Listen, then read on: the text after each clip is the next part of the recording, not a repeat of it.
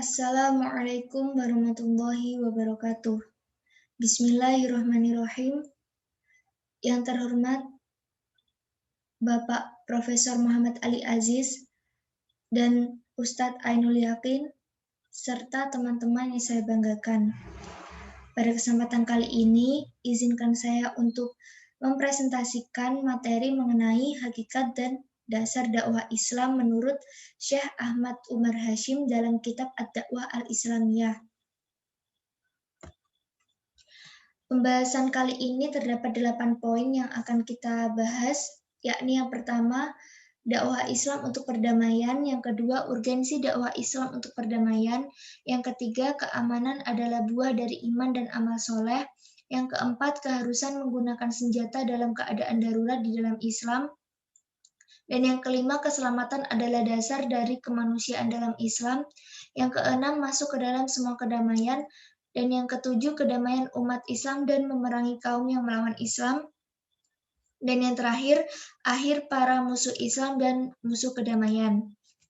Sebelum kita membahas poin yang pertama, ada baiknya kita mengetahui apa itu hakikat dakwah. Jadi hakikat dakwah itu merupakan suatu upaya untuk merubah suatu keadaan menjadi keadaan lain yang lebih baik menurut tolak ukur ajaran Islam, sehingga seseorang atau masyarakat mengamalkan Islam sebagai ajaran dan pandangan hidup. Masuk ke poin yang pertama, yakni dakwah Islam untuk perdamaian. Allah Subhanahu wa Ta'ala telah memanggil hambanya yang beriman untuk memasuki agama Islam yang sempurna, yang kafah, dan tidak mengikuti langkah-langkah setan, karena setan adalah musuh yang nyata. Setan merampas berkah perdamaian orang-orang yang beriman, mengajak pada peperangan antar sesama. Dalam peperangan, tidak ada kedamaian baik bagi yang menang maupun yang kalah. Rasulullah juga menegaskan bahwa dalam agama Islam ada perdamaian bagi setiap insan, baik di dunia maupun di akhirat. Seperti yang telah diriwayatkan dalam hadis riwayat Bukhari Muslim, Rasulullah bersabda bahwa Aku mengajak Anda dengan membawa ajakan Islam. Masuklah Islam, maka Anda akan selamat. Masuklah Islam, Allah akan memberimu pahala 2 kali untuk Anda. Jika Anda tidak mengikuti Islam, Anda akan menanggung dosa semua penduduk Arisyin. Jadi Allah memerintahkan umat Islam untuk menjaga perdamaian dan berbuat kebaikan, bahkan kepada orang-orang yang memusuhi Islam. Seorang Muslim harus menerima rekonsiliasi dan perdamaian apabila diminta untuk kemaslahatan bersama dan menyerahkan segala urusan pada Allah setelah melakukan berbagai upaya kedamaian. Allah juga memerintahkan Rasulullah untuk menerima ajakan perdamaian dengan firman-Nya dalam surah Al-Anfal ayat 61. Bismillahirrahmanirrahim. Wa in janahu lis-salmi fajnah laha wa tawakkal 'alallah innahu huwas samiul alim, yang artinya, dan jika mereka condong pada perdamaian, maka condonglah kepadanya dan bertawakallah kepada Allah, sesungguhnya Dialah yang Maha mendengar lagi Maha mengetahui. Jadi Allah juga memerintahkan agar bertawakallah kepada sampai sama sekali tidak ada ketakutan karena perdamaian. Perintah bertawakal kepada Allah agar Allah lah yang menjadi penolong mereka kepada kedamaian dan menjadi penolong dalam setiap langkah yang mereka lalui.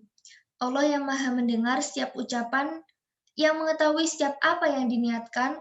Allah juga mengetahui orang-orang yang bersungguh-sungguh dalam dakwahnya, mengetahui apakah mereka melebarkan sayap untuk kedamaian atau tidak. Jadi bentuk penegasan ajakan Islam untuk perdamaian bahwa Allah memerintahkan orang-orang yang beriman untuk berdiri teguh dalam jihad dan peperangan dan mencegah untuk membunuh siapapun yang telah mengikrarkan perdamaian atau mengucapkan salam. Dan memerintahkan agar jangan terburu-buru membunuh sampai ada kejelasan bahwa mereka berada dalam kekafiran. Dan jika seorang muslim saat berbicara tentang perdamaian bercampur dengan non-muslim, maka hendaknya ia menampakkan keislamannya. Allah berfirman dalam surat An-Nisa ayat 94 yang artinya, "Hai orang-orang yang beriman, apabila kalian pergi berperang di jalan Allah, maka telitilah dan janganlah kalian mengatakan kepada orang yang mengucap salam kepada kalian, 'Kamu bukan seorang mukmin,' lalu kamu membunuhnya, dengan maksud mencari harta benda kehidupan di dunia, karena di sisi Allah ada harta yang banyak, begitu jugalah keadaan kalian dahulu. Lalu Allah menganugerahkan nikmat-Nya atas kalian, maka telitilah. Sesungguhnya Allah Maha mengetahui apa yang kalian kerjakan." Sebagian dari penegasan Islam dalam menyerukan perdamaian dan keamanan juga ada dalam firman Allah surat At-Taubah ayat 60 yang artinya, "Dan jika seorang di antara orang-orang musyrikin itu meminta perlindungan kepadamu, maka lindungilah ia supaya ia sempat mendengar firman Allah, kemudian antarkanlah ia ke tempat yang aman baginya."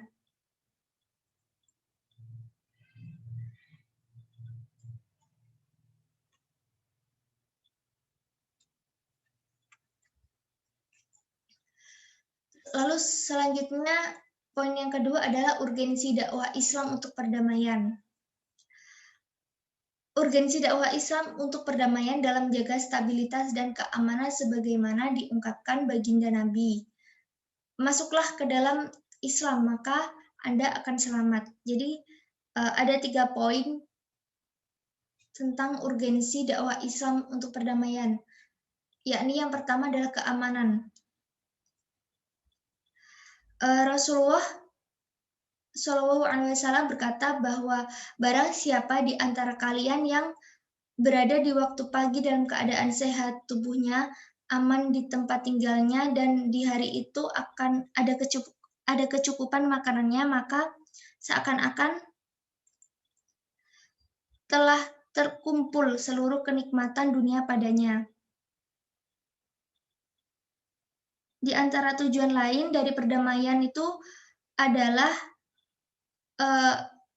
perspektif individu dan kelompok sosial kemasyarakatan, bahwa seorang muslim itu akan terbebas dari bahaya orang lain, entah itu dari lisannya atau kekuasaan orang tersebut.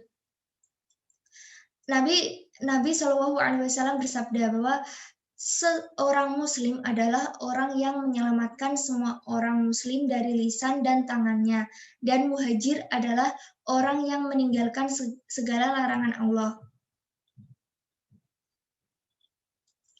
Dan selanjutnya, yang ketiga adalah meredam permusuhan. Jadi Islam juga mengajarkan kita untuk saling menjaga kedamaian. Islam juga menjadikan kedamaian sebagai keselamatan orang-orang Islam dan menjauhkan dari adanya ketakutan dan kekhawatiran.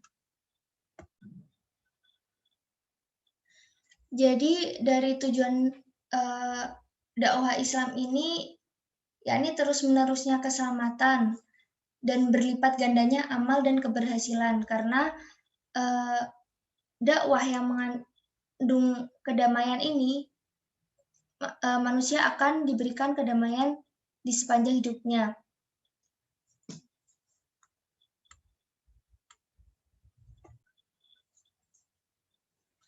Poin selanjutnya adalah keamanan adalah buah dari iman dan amal soleh. Jadi Allah telah berjanji kepada Rasul-Nya untuk menjadikan umat Nabi sebagai khalifah di muka bumi, sebagai pemimpin dan menjadikan negara senantiasa dalam kebaikan. Sebagaimana Allah telah berjanji mengganti rasa takut menjadi rasa aman. Allah bersabda dalam surah An-Nur ayat 55 yang artinya, Allah telah menjanjikan kepada orang-orang di antara kamu yang beriman dan yang mengerjakan kebajikan, bahwa Dia sungguh akan menjadikan mereka berkuasa di bumi, sebagaimana Dia telah menjadikan orang-orang sebelum mereka berkuasa, dan sungguh Dia akan meneguhkan bagi mereka dengan agama yang telah Dia ridhoi, dan Dia benar-benar mengubah keadaan mereka setelah berada dalam ketakutan menjadi aman sentosa. Mereka tetap menyembahku dengan tidak mempersekutukanku dengan sesuatu apapun, tetapi barang siapa yang tetap kafir setelah janji itu, maka mereka itulah orang-orang yang fasik. Janji Allah kepada Nabi Muhammad dalam ayat tersebut kemudian benar-benar menjadi kenyataan. Jadi sebelum Nabi wafat, Makkah dan Khaybar terlebih dahulu berhasil ditaklukkan, bahkan Jazirah Arab secara keseluruhan. Jadi Rasulullah itu dan para sahabatnya ketika masih berada di Makkah hampir 10 tahun lamanya, Nabi dan para sahabatnya menyembah dan beribadah kepada Allah secara sembunyi-sembunyi. Mereka dalam keadaan penuh ketakutan, namun belum diperintahkan berperang hingga pada akhirnya Allah memerintahkan mereka berperang setelah mereka berhijrah ke Madinah dan tiba di sana. Sejak saat itu mereka hidup dalam ketakutan. Mereka berjalan dan bangun tidur dengan menyandang senjata. Dan siapa berperang dengan senjata-senjata mereka jika Allah telah berkehendak.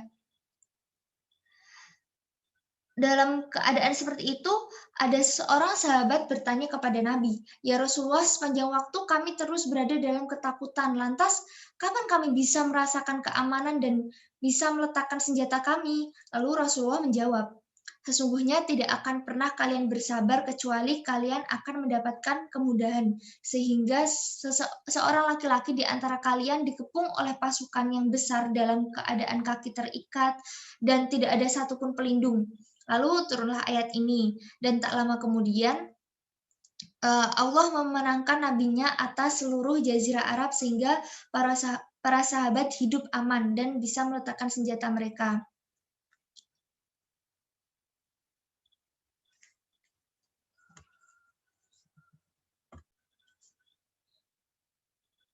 Jadi pada intinya berkah kesabaran Nabi dan para sahabatnya menjalani kehidupan yang sulit karena harus berperang, akhirnya Allah memberikan keamanan dan kedamaian itu merupakan buah dari keimanan mereka yang sangat teguh. Sebagaimana rasa aman atau keamanan itu merupakan buah dari iman dan amal soleh, rasa aman juga merupakan salah satu karakteristik seorang mukmin sejati. Ketika benar keimanan seseorang, begitu juga keimanan sebuah kelompok, maka mereka akan hidup dalam kenyamanan. Tak akan ada ketakutan dalam diri seseorang. Seseorang tidak akan menganiaya sesama. Justru orang yang benar imannya akan memberikan keamanan, menjaga nyawa dan harta benda agar tidak terjadi pertumpahan darah. Rasulullah juga menjelaskan salah satu karakteristik seorang mukmin adalah memberikan rasa aman terhadap sesama. Rasulullah bersabda bahwa seorang mukmin yang sempurna yaitu orang yang manusia merasa aman darah mereka dan harta mereka dari gangguannya. Jadi penekanan terhadap keamanan merupakan ciri yang ada pada kelompok muslim dan karakteristik yang melekat pada kelompok mukmin. Rasulullah senantiasa melihat pada orang-orang yang mengharapkan kebaikan dan menjaga diri dari kejahatan karena sesungguhnya orang yang seperti ini adalah manusia yang terbaik. Seperti itu. Selain itu, Islam juga tegas melarang penggunaan senjata yang bukan pada tempatnya dan tidak digunakan sebagaimana mestinya.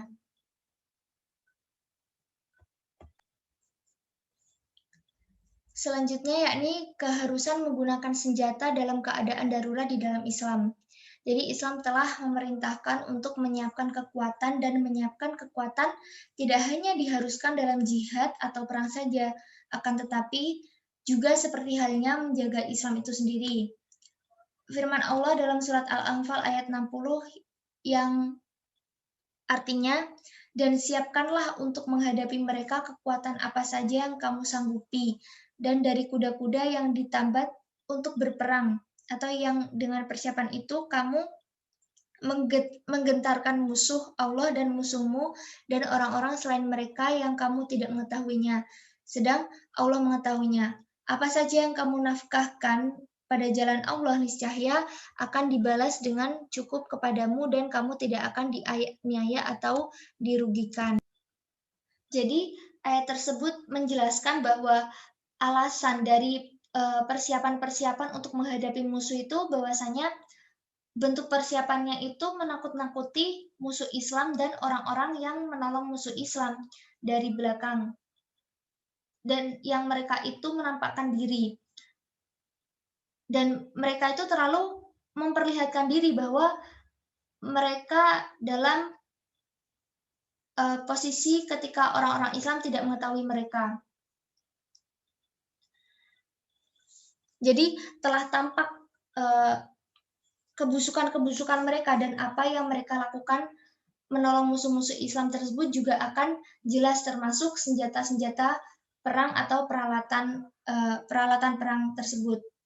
Dan ketika persiapan-persiapan kekuatan itu macam-macam termasuk menyerahkan harta dari orang Islam, maka ayat ini ditutup dengan ajakan untuk menginfakkan dengan cara yaitu menyerahkan diri di jalan Allah.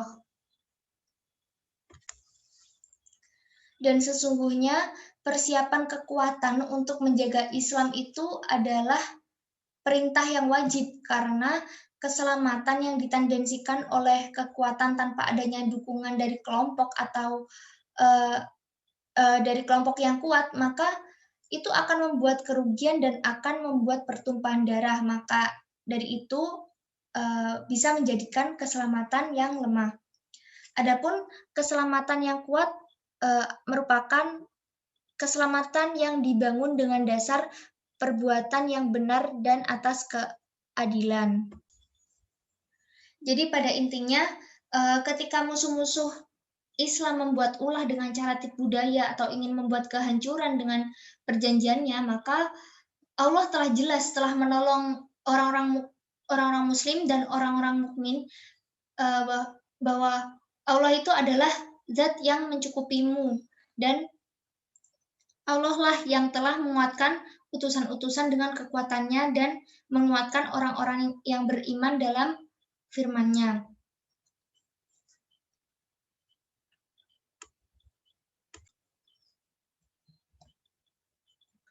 Selanjutnya adalah keselamatan adalah dasar dari kemanusiaan dalam Islam. Jadi keselamatan telah mensyariatkan bahwa keselamatan itu menjadi dasar-dasar keharmonisan antar manusia. Islam diambil dari bentuk keselamatan, maka sesungguhnya antara keselamatan dan Islam mengandung unsur keamanan dan ketenangan. Maka sudah tidak menjadi masalah lagi ketika orang Islam itu melestarikan keselamatan dan sesuatu yang dijadikan pedoman. Dari segi hubungan antar sesama muslim, Islam itu telah mensyariatkan untuk melakukan 3 hal. Yang pertama yakni mendamaikan hati orang-orang muslim dan menjadikan persaudaraan seiman itu sebagai hubungan terbesar yang mampu mengumpulkan golongan semua umat, semua hamba Allah. Karena sesungguhnya orang mukmin itu adalah saudara. Allah berfirman bahwa orang mukmin itu baik itu laki-laki atau mukmin yang perempuan sebagaimana di antara mereka adalah kekasih, intinya saling mengasihi.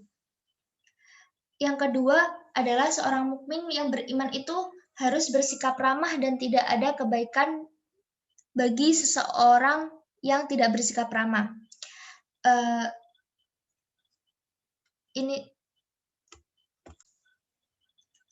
Hal ini terdapat dalam surah Al-Hujurat ayat 9 yang artinya, dan kalau ada 2 golongan dari mereka yang beriman itu berperang, hendaklah kamu damaikan antara keduanya. Tapi kalau yang satu melanggar perjanjian terhadap yang lain, hendaklah yang melanggar perjanjian itu kamu perangi sampai surut kembali pada perintah Allah. Kalau dia telah surut, damaikanlah antara keduanya menurut keadilan dan hendaklah kamu berlaku adil. Sesungguhnya Allah mencintai orang-orang yang berlaku adil. Jadi wajib bagi orang-orang mukmin untuk menjadi satu kekuatan. Tetapi ketika mereka melakukan perdebatan, maka wajib bagi para ahli hukum untuk mendamaikan mereka.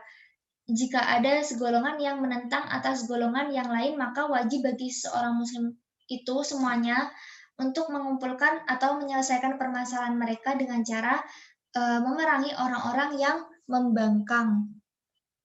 Dan yang ketiga, uh, hubungan antar orang muslim yang lainnya itu adalah hubungan perkenalan atau hubungan yang berbuat adil.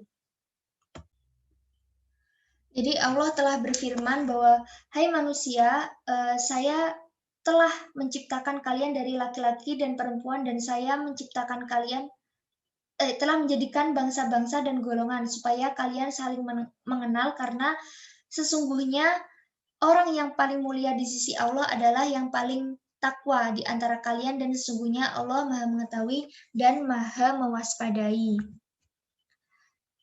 Selanjutnya, yakni masuk ke dalam semua kedamaian.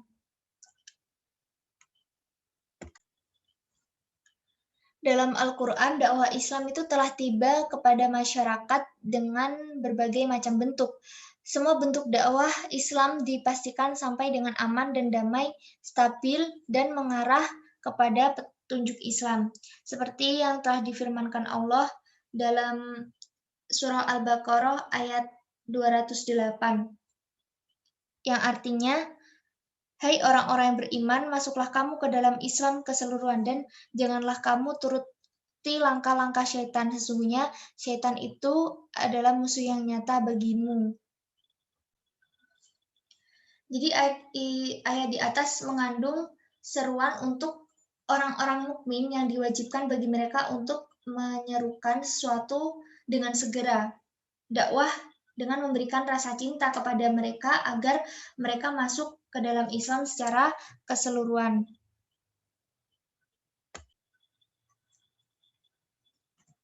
Selanjutnya yakni kedamaian umat Islam dan memerangi kaum yang melawan Islam. Allah menjelaskan dalam Al-Quran bahwa orang-orang yang menyatakan damai dan melakukan gencatan senjata kepada orang-orang muslim, maka orang muslim tidak boleh memerangi orang kafir karena Allah tidak memberikan alasan bagi orang muslim untuk memerangi mereka. Bahkan orang muslim diperintahkan untuk berdamai kepada mereka, dan orang muslim diperintahkan untuk membalas kedamaian dengan kedamaian. Dan apabila orang kafir tidak menyatakan damai kepada orang muslim, maka Allah memerintahkan orang muslim untuk memerangi mereka dan memberikan dampak agar jera. Seperti firman, hal ini sudah difirmankan Allah dalam surah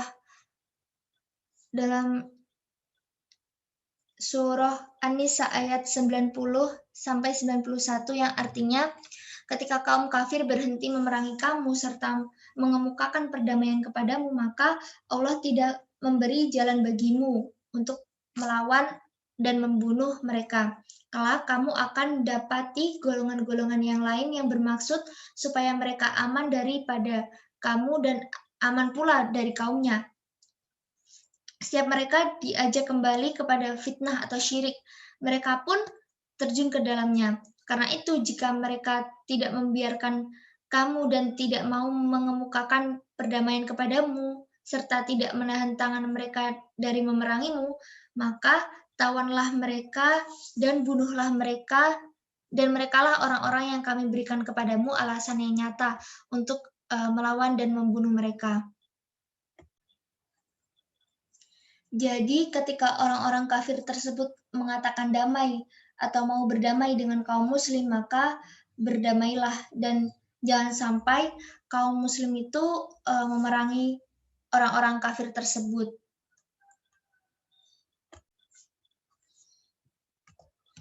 Dan yang terakhir adalah akhir para musuh Islam dan musuh kedamaian.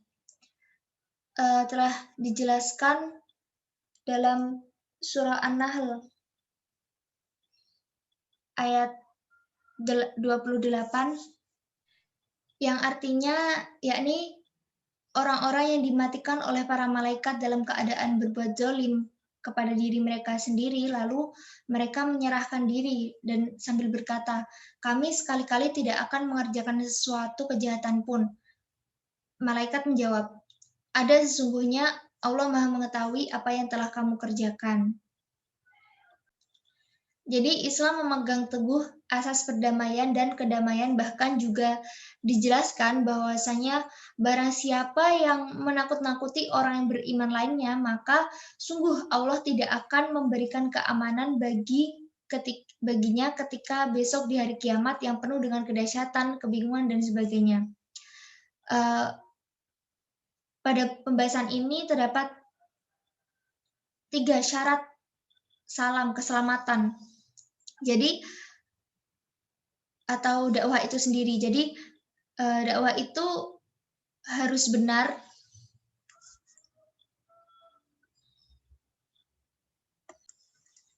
Ya, jadi dakwah itu harus benar.